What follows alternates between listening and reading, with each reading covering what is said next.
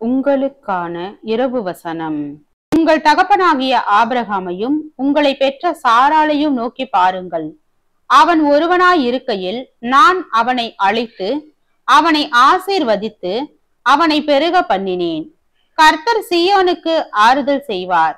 அவர் அதன் பாழான ஸ்தலங்களை எல்லாம் தேறுதல் அடைய செய்து அதன் வனாந்தரத்தை ஏதேனை போலவும் அதன் அவாந்தர வெளியை கர்த்தரின் தோட்டத்தை போலவும் ஆக்குவார்.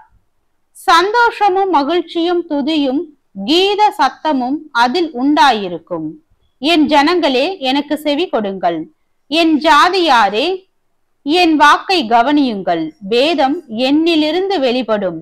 என் பிரமாணத்தை ஜனங்களின் வெளிச்சமாக ஸ்தாபிப்பேன்.